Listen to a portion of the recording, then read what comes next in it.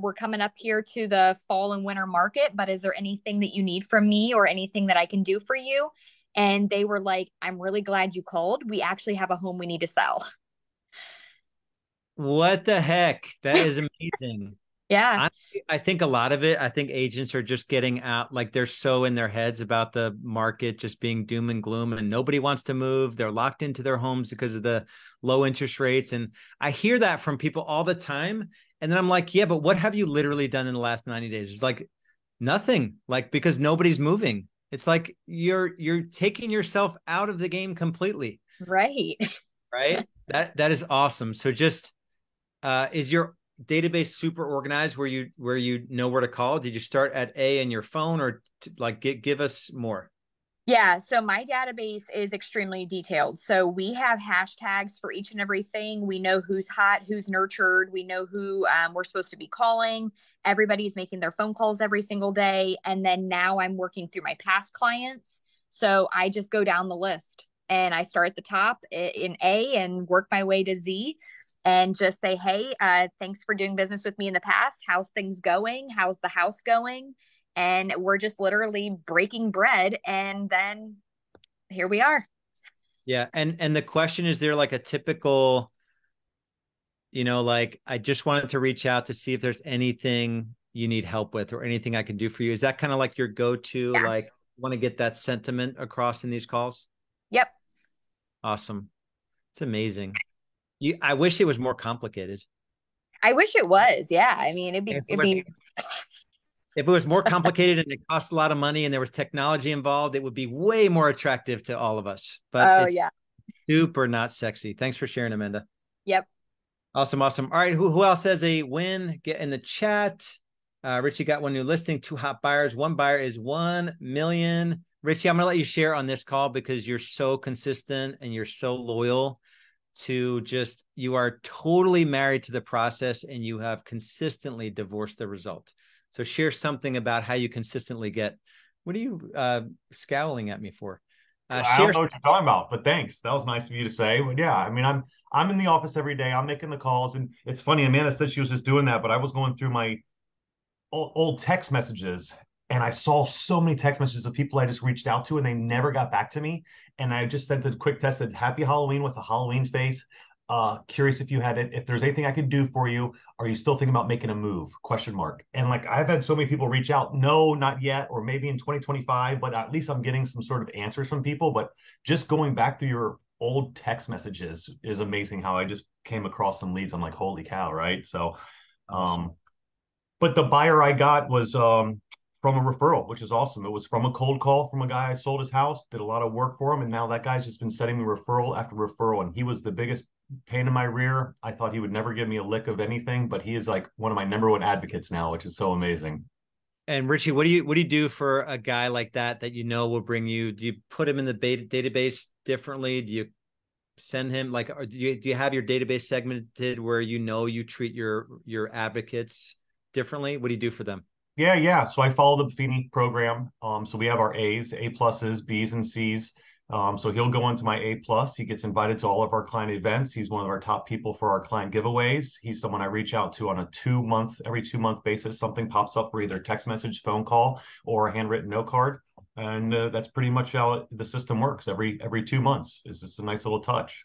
Awesome. And what's the sentiment when you call a guy like that? What's the sentiment of your call? Like, what do you want to? Is it similar to Amanda? I just want to touch base, see if there's anything I can do for you, or is Big it more? time. Well, with him, he's since he's given me so much, I it's a gratitude call. Like, hey, I just want to reach out again. Thank you so much for your business. It was awesome working with you. And also you sending me all these people. Your referrals are the lifeline of my business.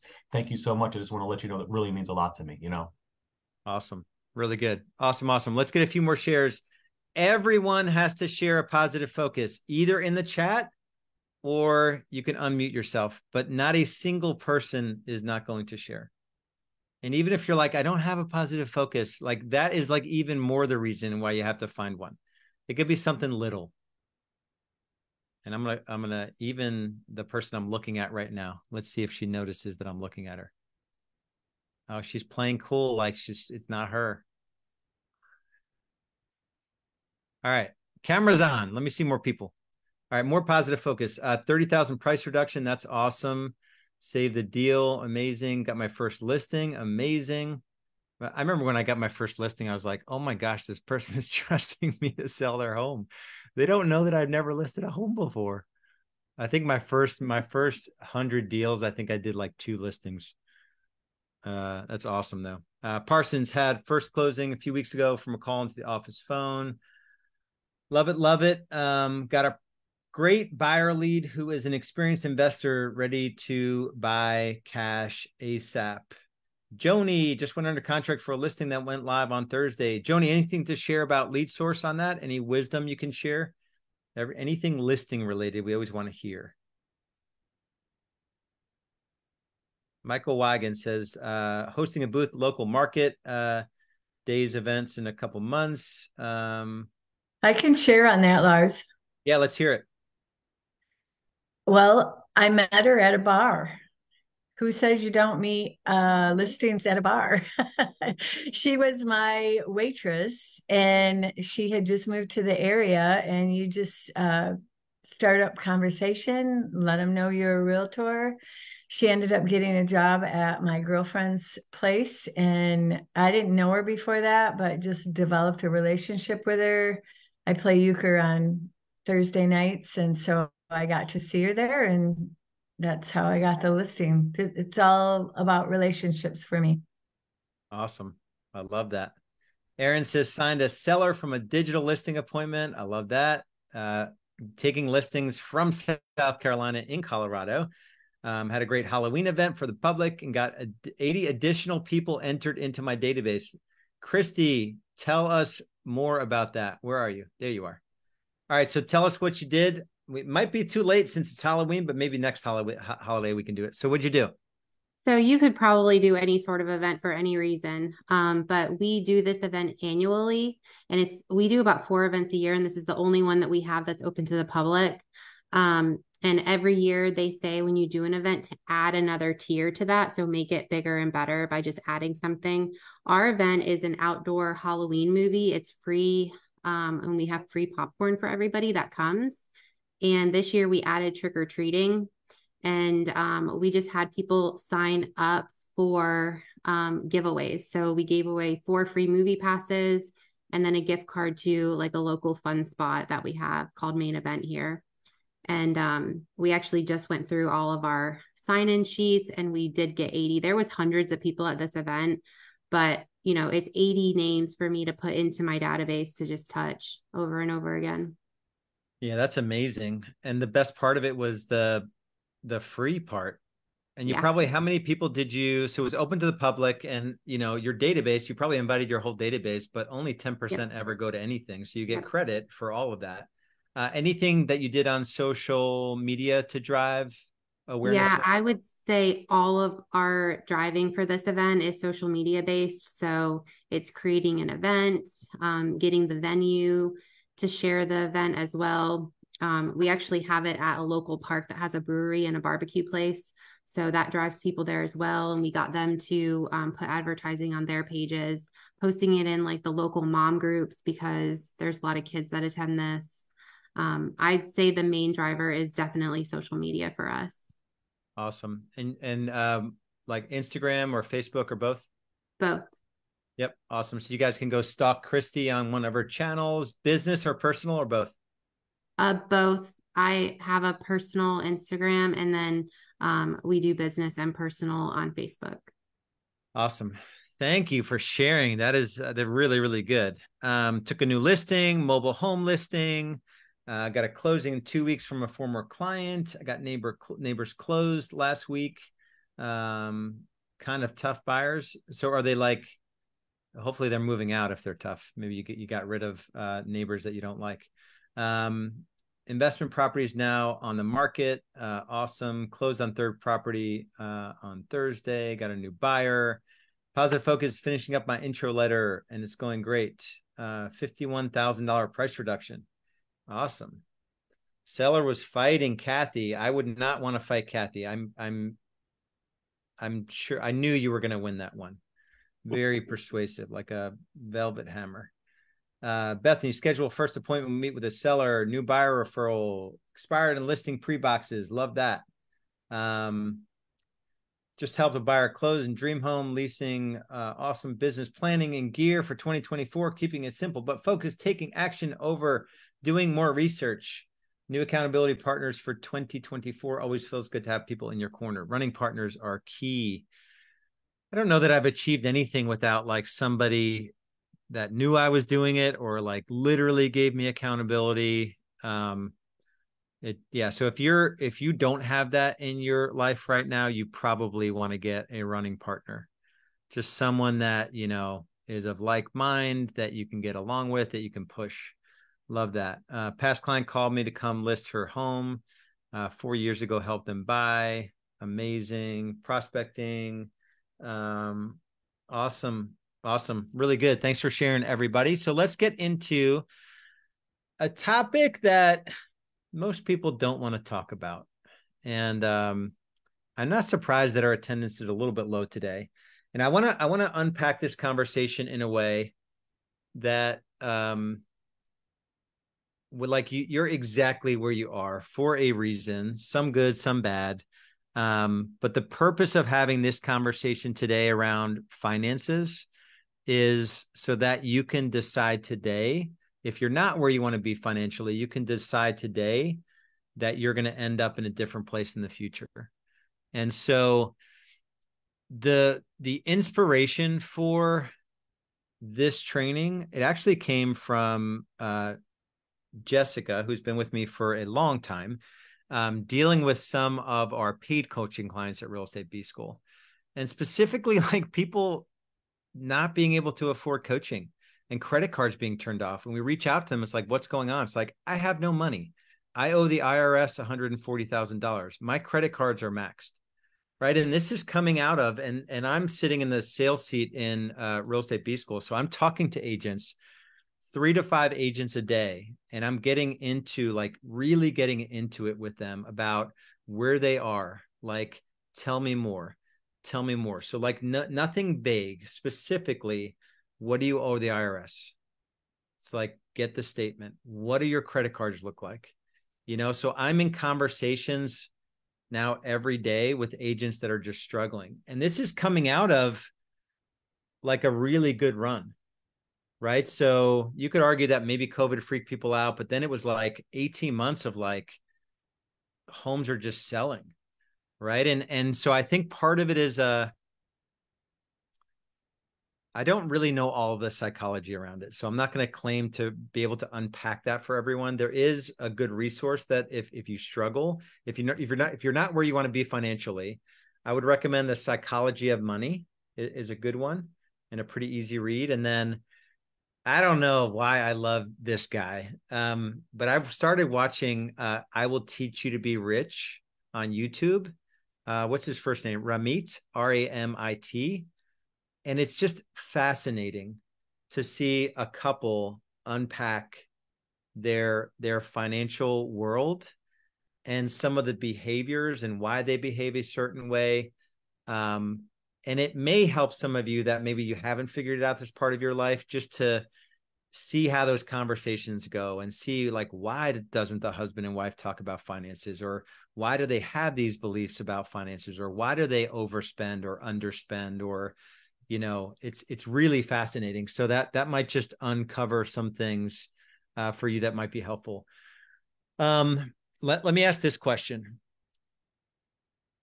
On a scale of 1 to 5, I want everyone to go in the chat because this will just kind of help me. How open are you about your finances to anyone right now? So like 1 to 5. 5 is like my people that know me know that I'm going through difficulties or whatever. 1 is that this is something that you have a lot of shame around and you don't share this with anybody.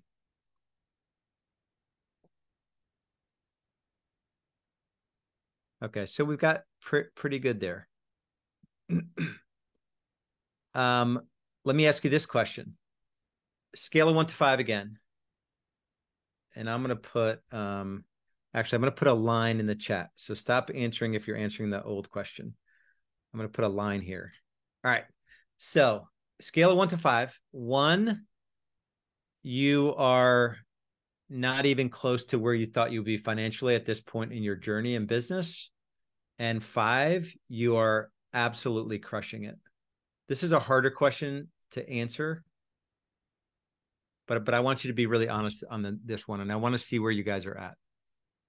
So some 3s, some 2s, some 1s, mostly 2s and 1s, and I'd probably average it out at less than a 2.5. I saw 1.5 in there. I don't think I saw many 4s. My guess would have been about a 2 average, and we're probably closer to 2 than 3 on this one. Why do you think that is?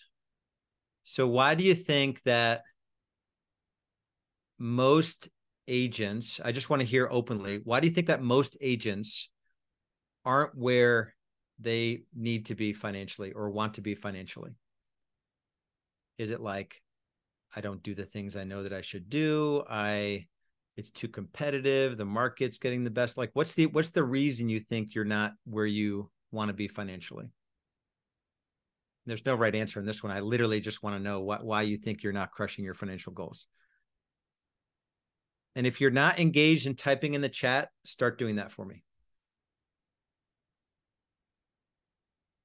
All right, lack of budgeting, not knowing the work that needs to be done to get there, lack of knowledge on how to budget funds, lack of hustling, lack of discipline, focus, patience, the market, discipline and vision. They haven't read Profit First. Joe, you're supposed to give me your reason, not tell everyone their reason. That's not helpful. It's the thing we don't want to do here. No shame, no blame. I feel great about where I am because of where I started in the time frame. Lack of discipline, not doing lead gen, discipline, starting out, no consistency, mindset. Life keeps popping up, surprises, lack of knowledge, business expenses, and credit cards. All of what they said, right? You just point arrows up. Consistency, not generating consistent income, focused mindset, poor budgeting. People don't know where they are financially. For me, I've switched my focus. I pay myself a salary, learning conversion. So it could be, so I get, it's a combination of, as I read those lists, it's a combination of maybe it's skill. This is the calendar you should follow. These are the skills you should, develop.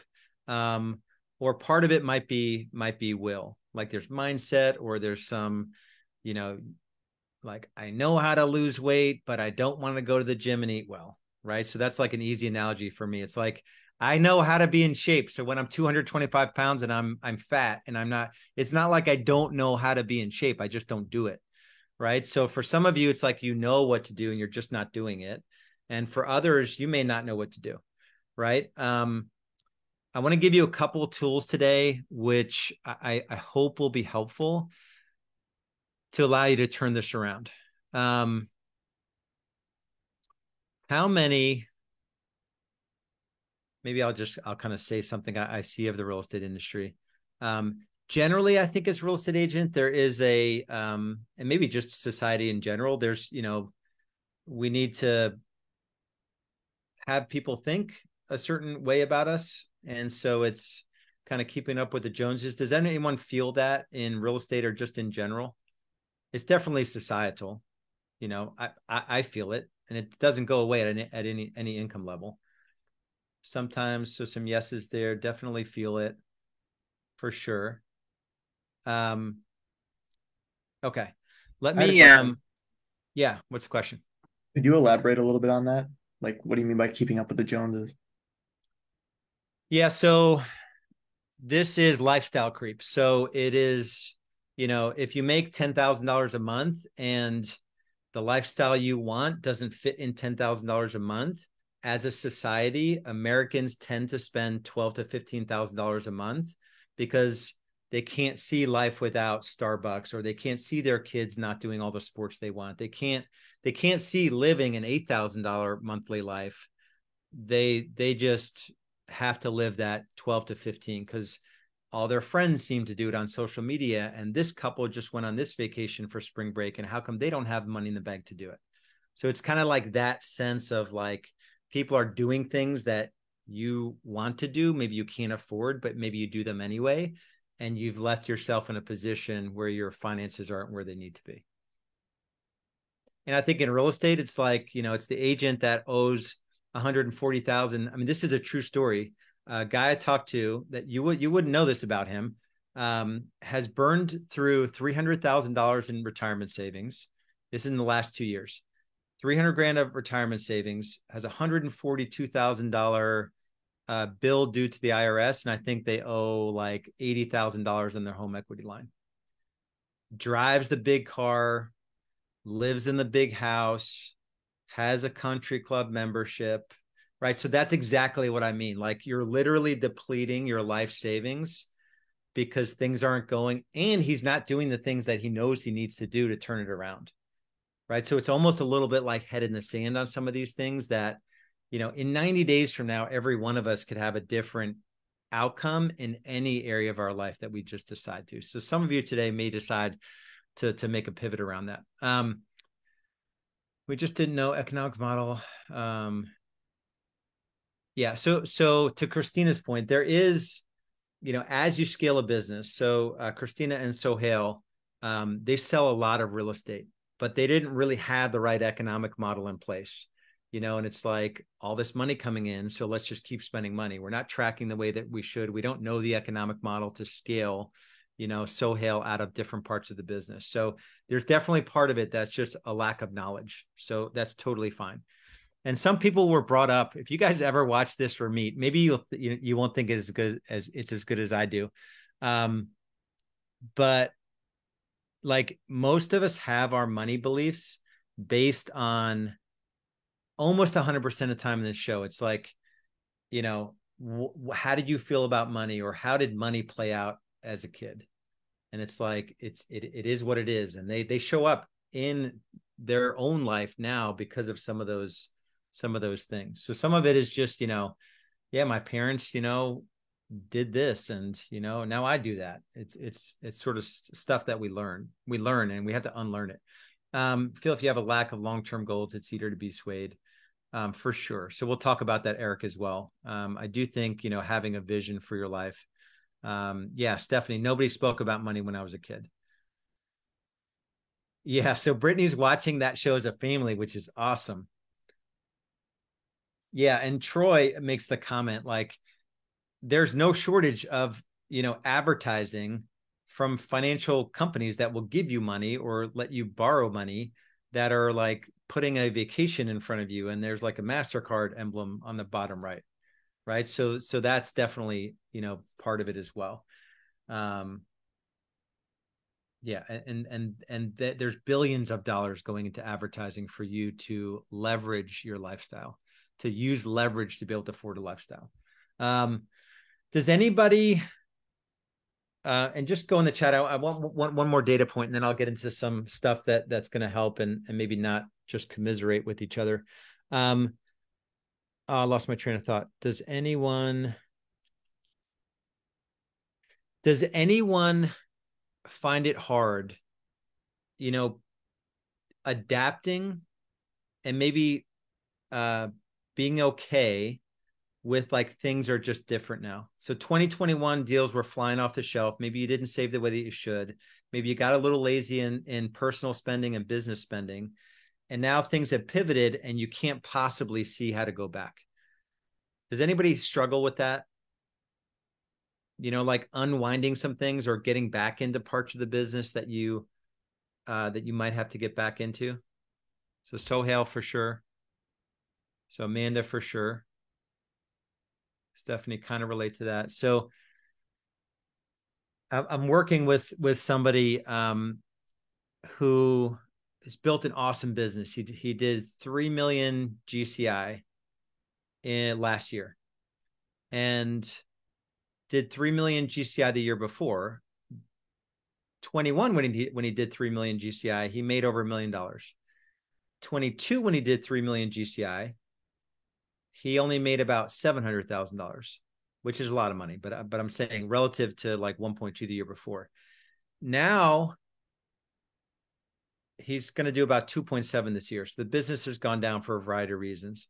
And every year he's been forecasting growth, but not just being realistic about where the business is or where the market is.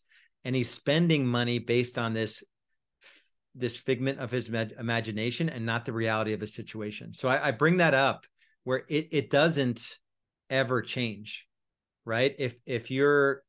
We as real estate agents, we are willing to, and we almost think we can just will it to be that we're going to solve our challenges with income.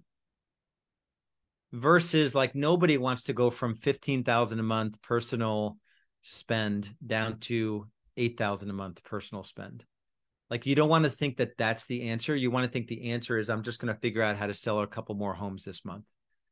Right. So some of you may just have to have that moment as a family, maybe where we just have to look at everything and make some decisions on how to go back in time.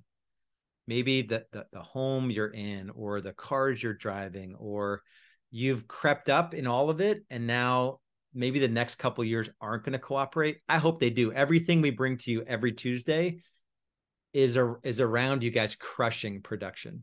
So I don't want any of this conversation to be like, you can't do it, because I know you all can. But for some of you, it may be the reality where you just have to print out 6 months of business credit card expenses, 6 months of personal expenses. This is something for everyone to write down. This is probably the most important piece of homework. Print out, and I don't care if you're crushing your financial goals, there's hundreds, if not thousands of dollars a month of stuff you're spending money on that you don't need to be spending money on. So that's just like one actionable item. And I would recommend doing a 6 month and then every 3 months doing it again. And all I do is I just go into, I have basically 2 businesses, 1 Amex for each business. So I'll print out 6 months of those, literally print it out on paper. It takes me hours to go through it. And as you go through it, you're either going to, I've done it different ways, but I will either, if I circle it, I need to research it. So I'm not sure if I need it or not. If I put a cross through it, I'm like, oh crap, I forgot that I signed up for Hulu. Like I don't watch Hulu, and it only cost me $8 a month, but it's a waste of $100 a year, right? Over 10 years, it's $1,000. So Hulu, I will mark through. I'll put an X on. That means I need to go cancel it. A check mark means that it is money well spent, right? So do that for personal and professional. Do a 6 month look back and then do it 3 months at a time. Okay. Yeah. The subscriptions, right? The whole new mode of business now in every business is about monthly recurring revenue. So they're all going to get you to sign up for something. A lot of it's a free trial that just flips into a monthly. Yeah. And it's not fun either, especially for those of you that are more like not into numbers and you want to believe the answer is in more sales and the visionary part of you. It's pretty challenging. And then there's some like annual charges that'll get you too.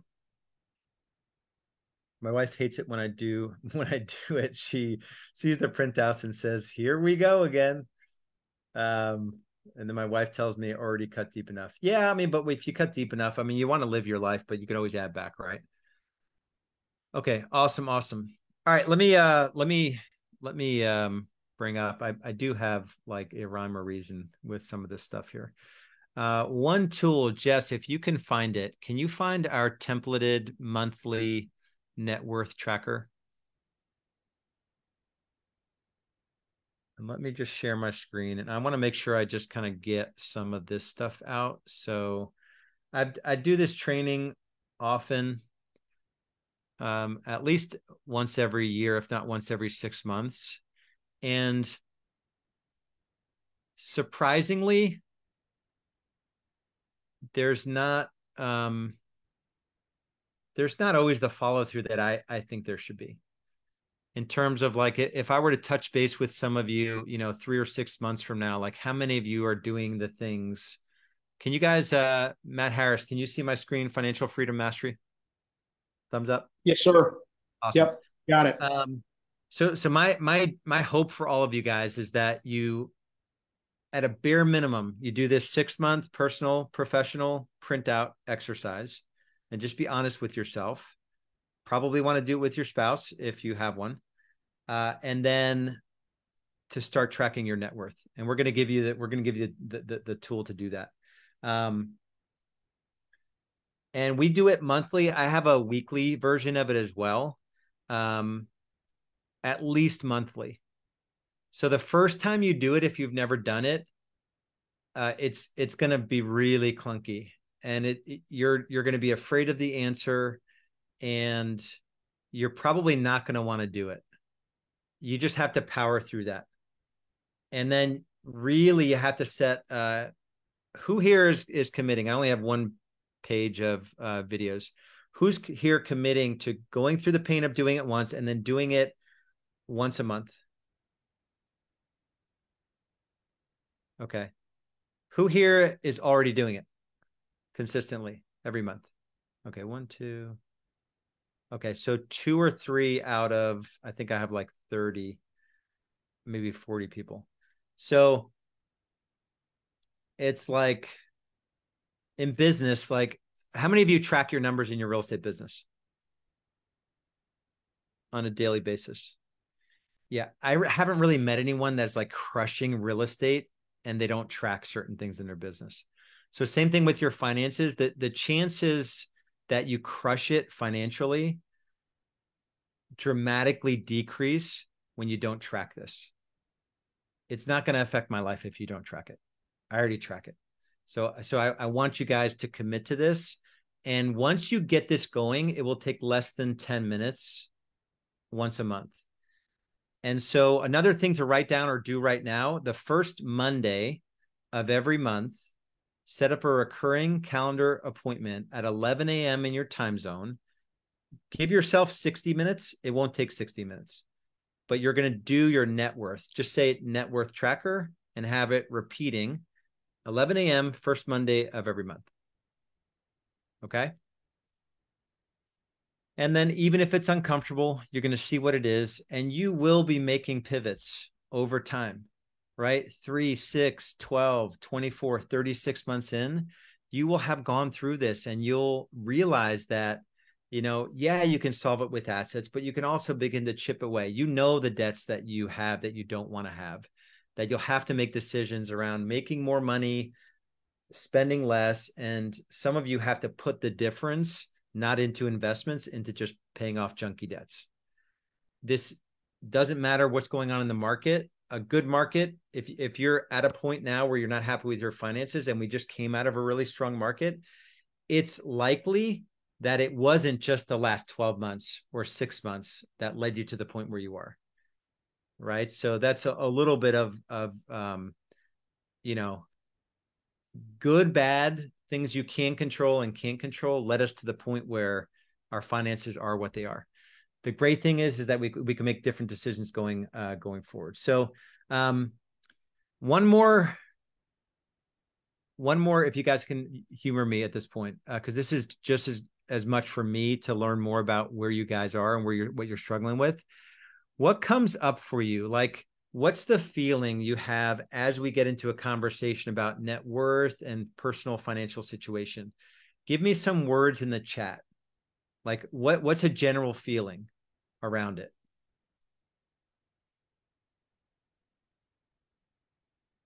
And if you're just completely confident with it, you can say that, but it could be like shame or head in the sand, or, I ignore this area of my life. What is it for you?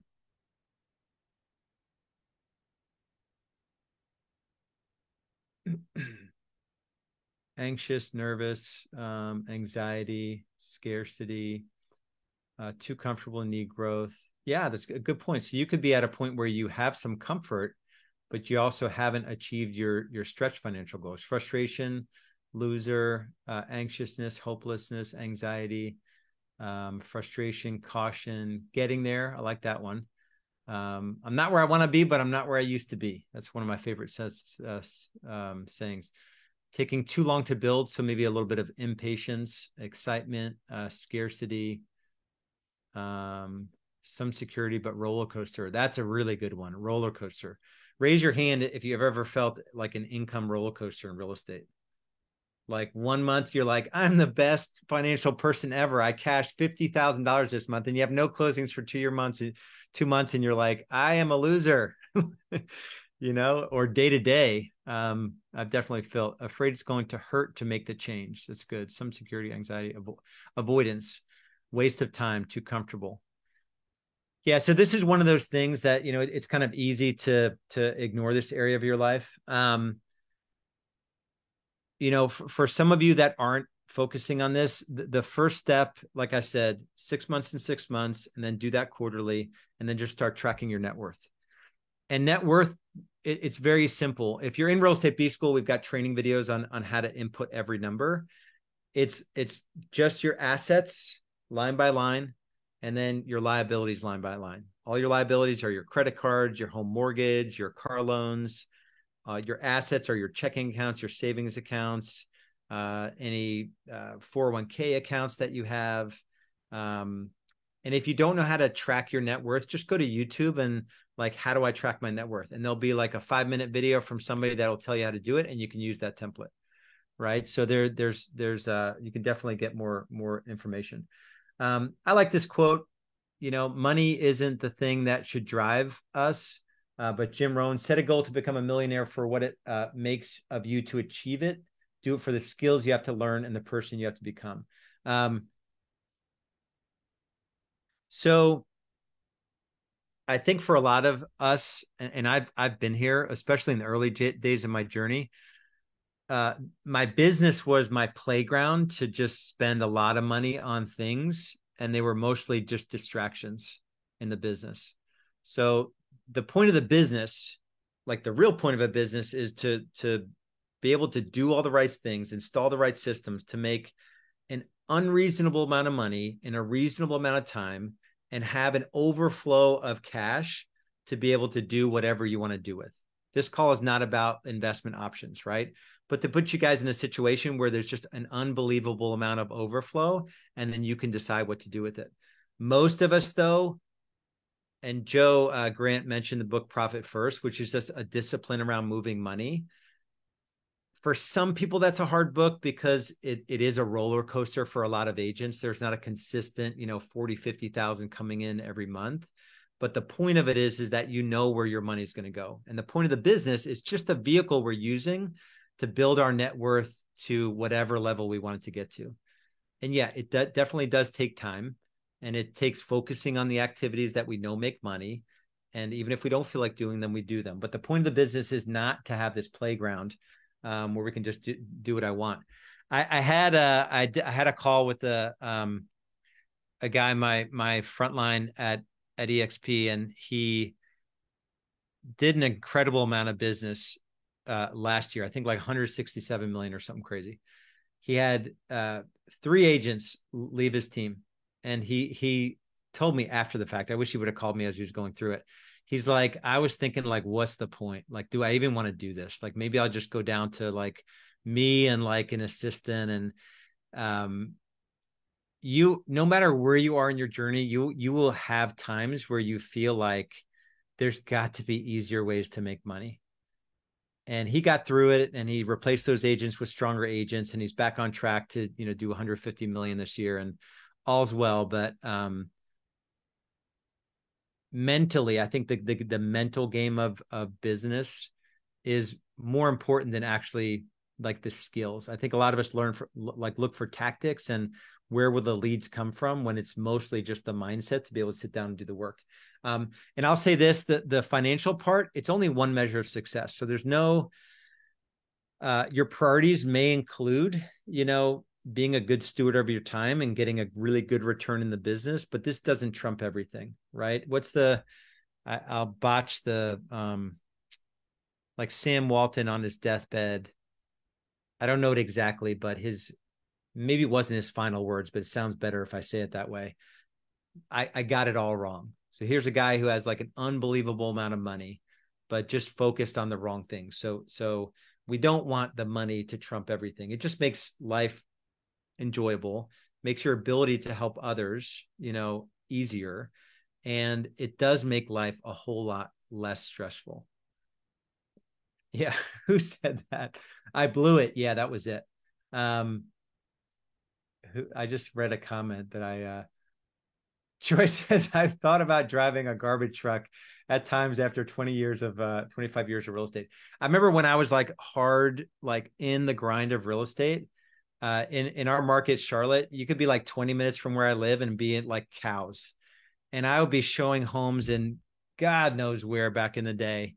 And I would come home and I would tell Julie, I'm like, honey, I saw this trailer on a nice piece of property. It can't cost more than, like, let's just do it. Like, let's stop all of it and live in this beautiful 10-acre lot in this, like, it was a nice double wide. It was a double wide.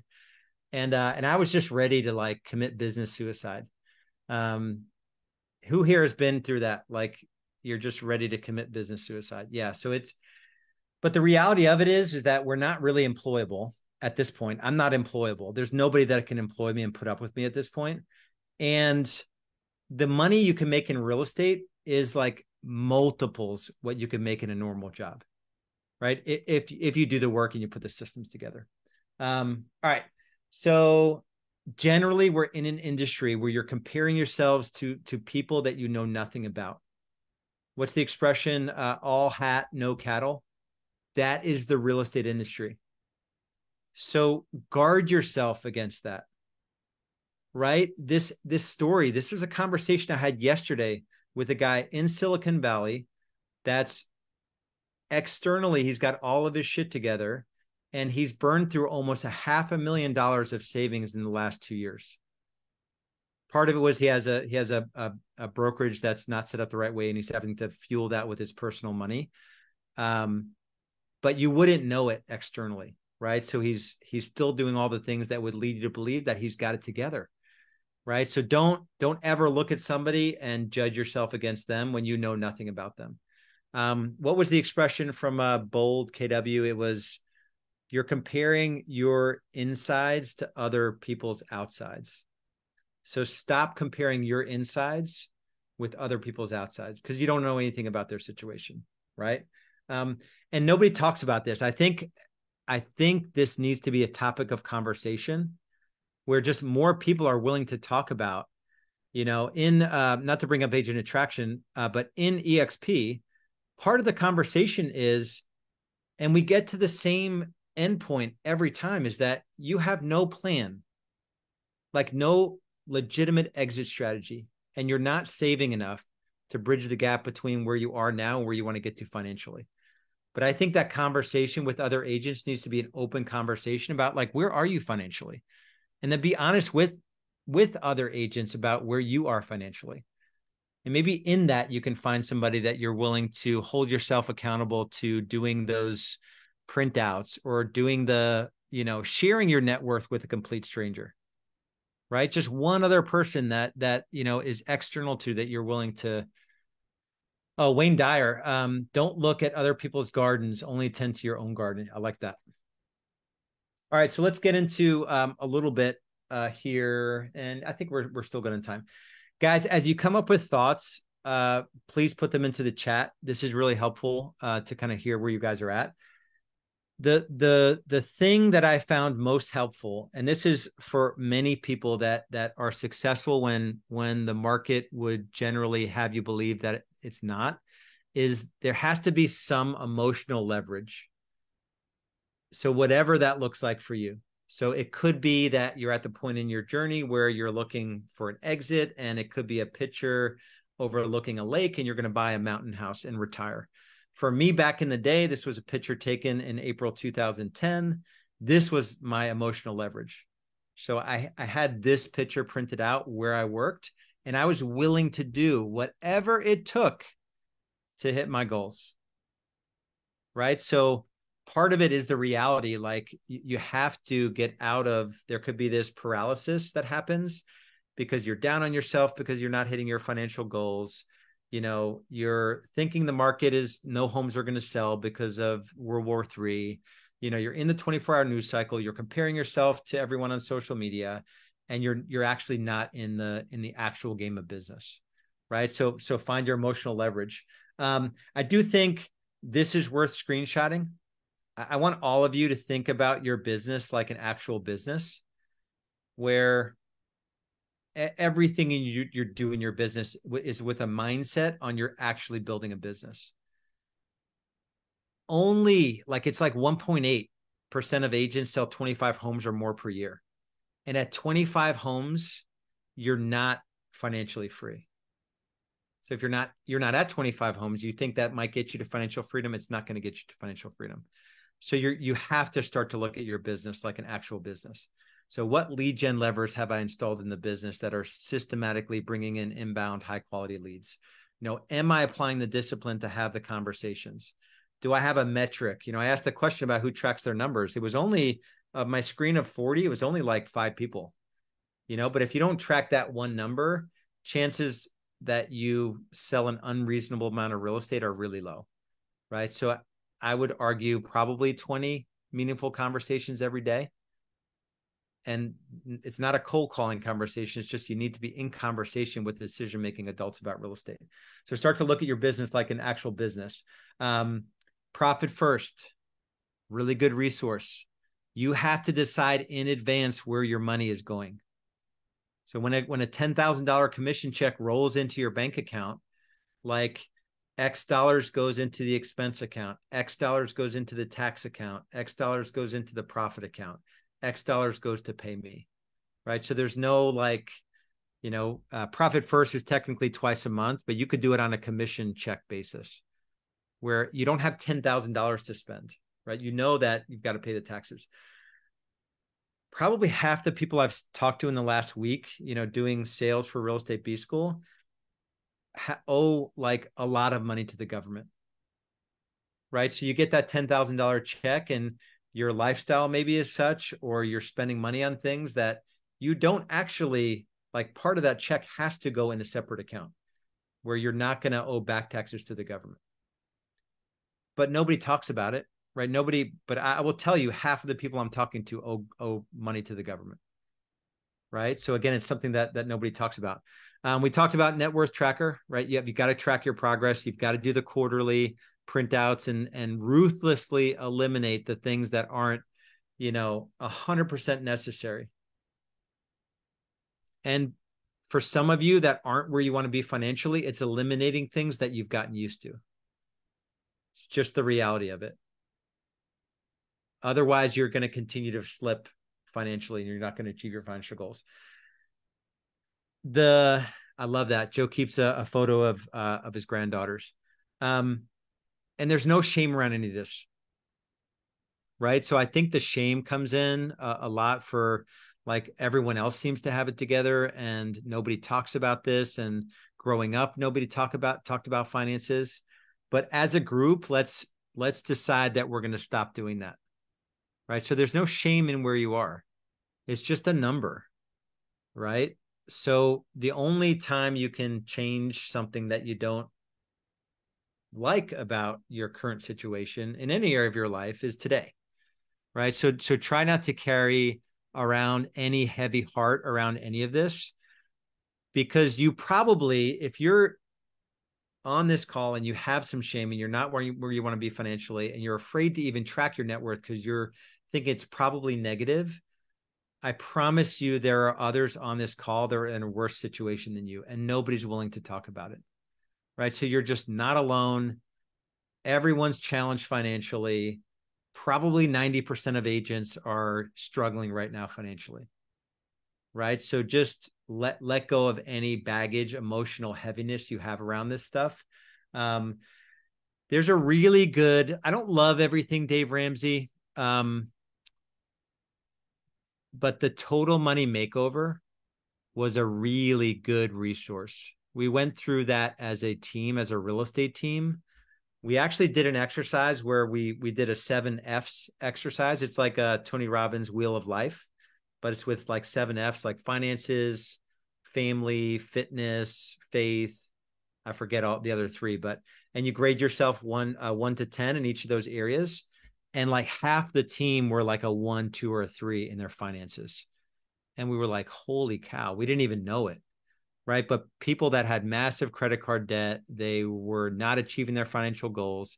And so we actually paid to have a facilitator come in. And I think it was a 6-week program where they basically, Dave took that book and he has it can be facilitated. But even just going through that book, Total Money Makeover, for some of you, I know Stacy, our very own Stacy Peterson, has been Stacy, anything to comment on? You've been a Financial Peace University. Any comments on any of this, like what you saw in the Financial Peace and your experience kind of going through that? Yeah, I think the hardest part for people with like going through like financial peace or changing your mindset or habits around spending is just removing your credit card, like you mentioned before, from all the things that are automatically happening, or like even for instance, like Amazon, right? And when you do those things, you could do that little piece and you are taking control back, because those things make it that much more easier for us to spend money. So even if you're not a budgeter and you're not a person that likes to talk to their spouse about expenses, or maybe you don't even want accountability around it, one easy way to gain control is to just get your credit cards off of things like that with discretionary spending. Also, another thing, and this is good to teach your kids, because even like my kids right now, everything's a card. Like they get gas and they're using their Apple Watch and they're like, beep, and I'm like, oh my gosh. I'm like, did you just go to the gas station? Yeah. I'm like, okay, thanks for using my card. Use your own debit card, right? And they don't understand the difference even between debit cards and credit cards, because even when you go to a store, you can use your debit like a credit card and not put in a PIN. So it's so easy, one-click spending on everything. So that's kind of the simplest way even to get started. And when you do it as a family and even just make a goal, like, hey guys, we're going to quit buying all these things on, Amazon's a good one. I swear the Amazon guy is at our house every day. Like, I'm serious. I think he knows my dog. And so when you kind of stop doing those things and really take into account what you are spending, like, did you really need, I don't know, paper towels from Amazon? Did you really need like more pens, or did you just not want to go get the ones you have? Or, so just being a little bit organized can make a big difference and kind of help you in that journey. And it doesn't have to be shameful. Like, nobody budgets. Like, most people don't budget. I am not a good budgeter. I am not. And I run all the finances for my family. Now, I've done a good job. And so we kind of can run that way. But it is that mentality like of, oh, I'll just outwork it, if you're really like on this train of just spending. So that's my advice. Like, get your card off of Amazon would be like the top one, because it's just an easy way to go. Yeah, that's really good. I did sign up for a good, what the heck is the name of it? I brought in all of my expenses into Copilot.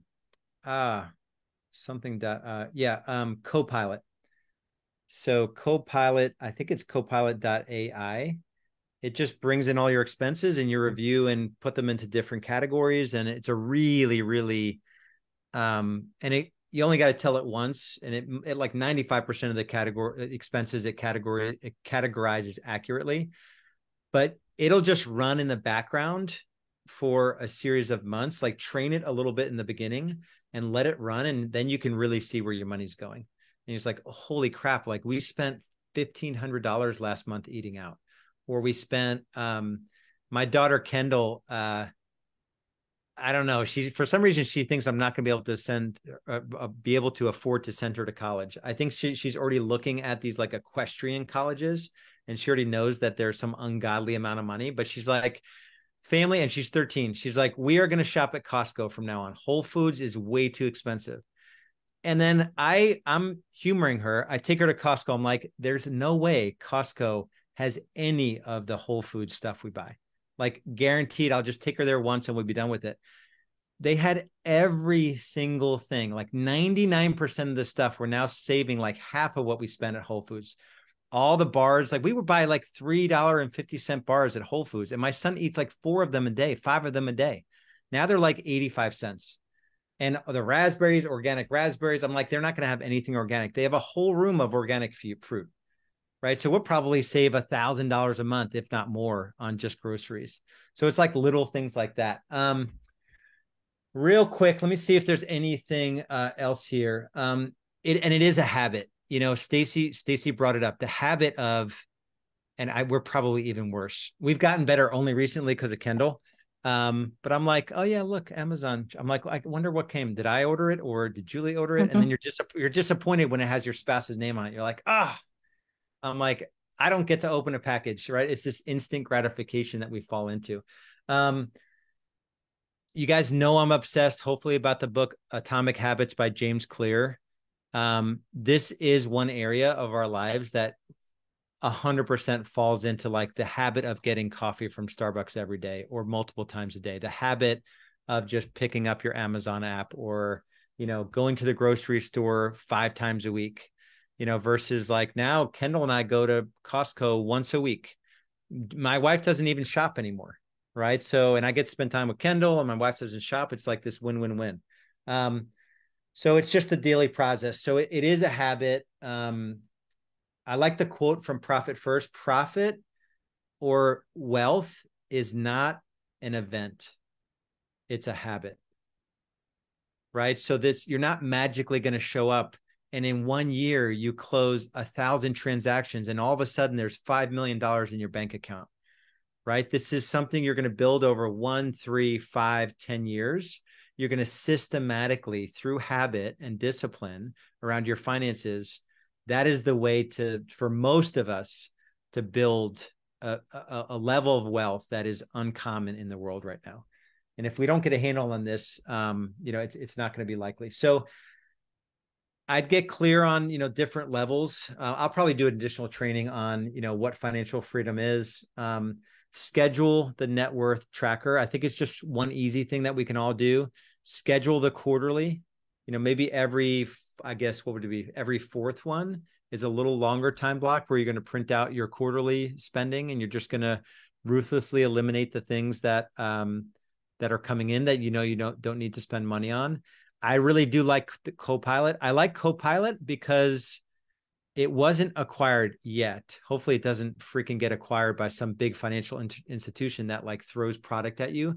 But mint.com got acquired by like, I use that app and it's all advertisements, right? Copilot it's just native app. It costs like $60 for the year or something, but it's not, you're not being like advertised, like spend this money or get this credit card. It's like, that doesn't even make sense that a financial app would be trying to get me to get a credit card, but, and then just stay focused. So that's the training for today. No shame, no blame. I promise you, if you just draw a line in the sand around these like simple disciplines and make this one of the things that you just decide you're going to focus on. Last question, and then I'll let you guys go. Only if you have a really good resource. One book that you've read in the last year around personal finances that you'd recommend to someone that's struggling. Only if you've read it and it changed your life or you think it's a really good resource. Mine would be Psychology of Money and Total Money Makeover. Love it. Richest Man in Babylon. Happy Halloween. I love that. I Will Teach You to Be Rich. Awesome. Brittany, that's Ramit, whatever his last name is. I really like that guy. He's super good. Profit First. Yes. So there you've got some resources if you're struggling with this. Okay. So I love you guys. Oh, I was just going to say, this is Joni. I was going to add that one thing that people don't talk about is that you need to encourage agents in their career to buy rentals or invest so they can have some residual income coming in every month that would get them over the hump if they don't get a closing. And a lot of people are really successful when they do that.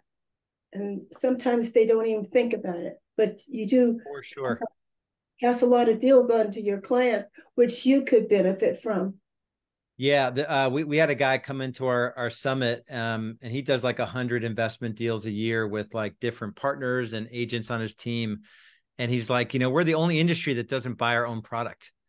You know, it's like constantly being the mindset of buying, you know, looking out for deals, right? I want to put you guys in a position though, that there's a delta. You know, you're selling a ridiculous amount of homes. You're not spending up to the limit every time. So there's no, and you have money to invest, right? So that's the only thing I'll say, I do talk to agents that are finances are awful, and their holy grail is that they're going to buy 10 investment properties over the next 5 years, but they're not managing their properties, and they're not managing their finances even a little bit, right? So yeah, one a year is awesome. All right, guys. Much love, much respect. We'll talk to you guys next week. I think I'm in town like the rest of the year.